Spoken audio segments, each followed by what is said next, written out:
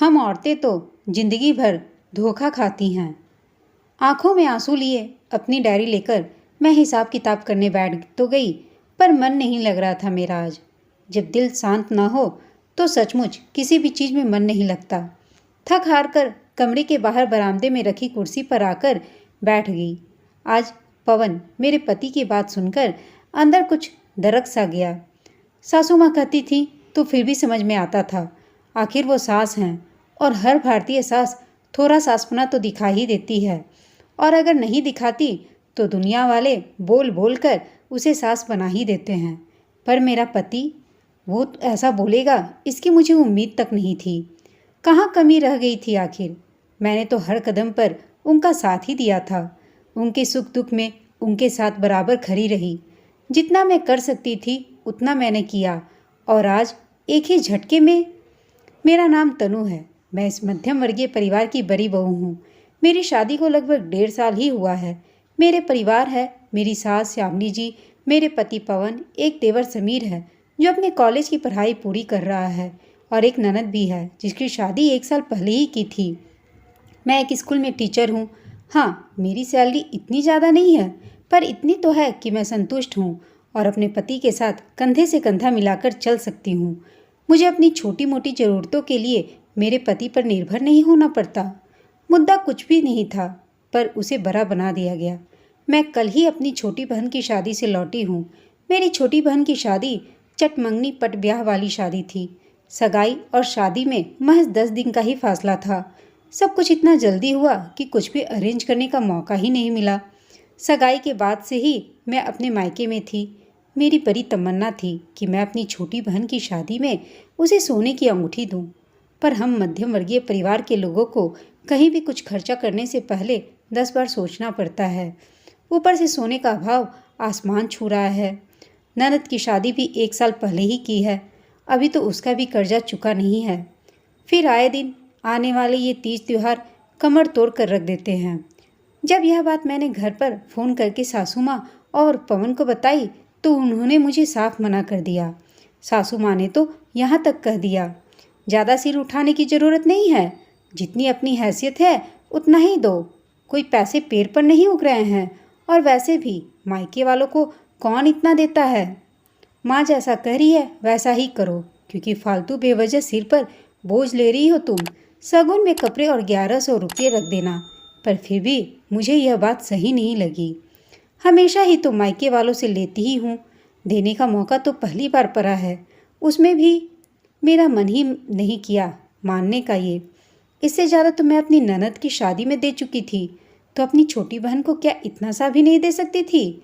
पैसे तो मेरे पास इतने ही थे कि बहन को उसकी पसंद की साड़ी और सुहाग का सामान दिलवा सकती थी। पवन ने मुझसे एक बार भी नहीं पूछा कि शगुन में देने के लिए तुम्हें पैसों की ज़रूरत पड़ेगी या नहीं, या बहन की शादी की शॉपिंग के लिए तुम्हें पैसों की कुछ ज़रूरत है या नहीं। हम वर्किंग वूमेन के साथ यही समस्या होती है। सबको लगता है कि इनके पास हमेशा पैसा ही पैसा होता है। शायद यही सोच मेरे ससुराल वालों की भी थी। इसलिए किसी ने मुझसे ये नहीं पूछा कि तुम्हारे पास पैसा है भी या नहीं, या हम लोग शगुन का सामान लेकर आ जाएं। खैर, उस समय मेरे हाथों में एक सोने की अंगूठी थी जो मेरे पापा ने मुझे शादी में दी थी। मैंने मेरी सोने की अंगूठी सुनार के पास ले जाकर बदलवा ली और उसके बदले में नई अंगूठी ले ली। तो शादी में पहनने के लिए नई साड़ियाँ तो मुझे मम्मी ने ही दिलवा दी थी, और कुछ कपड़े और ज्वेलरी पवन घर से लेकर आ गए। शादी वाले दिन जब कन्यादान लिखा जा रहा था, उस समय पवन और सासू माँ ने मेरी तरफ देखा। मैं तुरंत अंदर गई और बहन के लिए लाई गई साड़ी, सुहाग का सामान और वो सोने की अंगूठी लेकर आई। उसे देखते ही सासू माँ और पति दोनों के चेहरे फूल गए, पर इतने लोगों के सामने कुछ कह नहीं पाए वे लोग। मैंने पवन के नाम से कन्यादान लिखवा दिया। बस तब से सासू माँ और पवन मुंह सुजोए बैठे हैं। वहाँ दोनों को मौका ही नहीं मिला। पर कल जब घर वापस लौटे तो इन लोगों ने ज़्यादा सब्र भी नहीं किया। घर में घुसते ही मुझ पर चिल्लाना शुरू कर दिया। सासू माँ ने कहा, बहू, किससे पूछकर तुमने अपने बहन को अंगूठी दी? अगर थोड़ा कम सगुन डाल देती तो क्या तुम्हारी इज्जत घट जाती? तुम्हारी हिम्मत कैसे हुई हमें धोखा देने की? मैंने कहा, धोखा? मैंने कोई धोखा नहीं दिया आपको। वो अंगूठी तो मेरी ही थी जिसे बदलवा कर मैंने अपनी बहन को दे दी। सासू माँ, इसे धोखा नहीं कहते तो और क्या कहते हैं? जब एक बार मना कर दिया था तो फिर ऐसी हरकत की ही क्यों? क्या पता और क्या क्या देकर आई होगी अपनी बहन को हमारे पीठ पीछे। हमारा घर यूं लुटाने के लिए नहीं है। मैंने कहा, मैंने कौन सा आपका घर लुटा दिया सासू माँ? आपने तो मुझे कोई पैसे नहीं दिए। सासू माँ, पर मना किया था ना तुम्हें, फिर भी ज़्यादा पैसे वाली बन रही हो क्या? मैंने कहा, ये पैसे मेरे ही हैं। और फिर सासू माँ ने कहा, अब तुम मेरा तुम्हारा भी करने लगी हो। अब की बार पवन ने कहा। सुनकर मैं बिल्कुल चुप रह गई और पवन चुपचाप घर के बाहर चले गए। पीछे से सासू माँ ने तंज कसा, तुम्हारे से दिनों में तो हमें घर में एक एक पाई का हिसाब देना पड़ता था और इन्हें देखो तो पति के साथ ही धोखा, ऐसा कहकर वो भी अपने कमरे में चलती बनी। पर अब यह बात मेरे दिल में चुभ चुकी थी, इसलिए मैं अपने कमरे में आकर हिसाब किताब लिखने बैठी थी। पर मन ही मन सोचने लगी। यह सब याद करते करते अचानक मन में एक हुंक से उठ गई। अपने आंसू पूछे और वापस हिसाब किताब की डायरी लेकर बैठ गई। कुछ देर बाद जब भी हिसाब पूरा हो गया तो अपने आप चेहरे पर एक सुकून सा आ गया। तब तक बाहर से पवन और सासू माँ की भी आवाज़ आने लगी थी। पवन घर आ चुके थे और अभी भी बातचीत का मुद्दा शायद मैं ही थी। मैंने अपनी डायरी उठाई और बाहर आकर डायरी पवन को पकड़ा दी। डायरी देखकर दोनों की निगाहें मुझ पर टिक गई थीं। सासू माँ से ज़्यादा चुप्पी बर्दाश्त नहीं हुई, इसलिए उन्होंने कहा, अब यह क्या नया तमाशा है बहू? यह डायरी लाकर क्यों दे रही हो? मैंने कहा, डायरी नहीं सासू माँ, हिसाब किताब है। आप ही ने तो कहा था ना कि आपके वक्त में औरतें अपने पति को पाई पाई का हिसाब देती थीं, तो मैं भी अपने पति को पूरा पाई पाई का हिसाब दे रही हूँ। सासू माँ ने कहा, घर की चीज़ तो पहले ही लुटा कर आ रही हो, अब काहे का हिसाब दे रही हो? मैंने कहा, एक बार देख तो लीजिए। डायरी को पढ़ते पढ़ते पवन का चेहरा गुस्से से लाल होने लगा और फिर गुस्से से पवन ने मेरी तरफ देखा और लगभग चिल्लाते हुए बोले, ये क्या है तनु? उन्हें गुस्से में तमतमाता हुआ देखकर सासू माँ ने पूछा, क्या हुआ बेटा, ऐसा क्यों गुस्सा कर रहे हो? पवन, अपनी बहू से पूछो। सासू माँ ने मेरी तरफ देखा तो मैंने मुस्कुराकर कहा, कुछ नहीं सासू माँ, मैंने तो बस अब तक का सारा हिसाब किताब बता दिया है, इसलिए आपके बेटे को गुस्सा आ रहा है।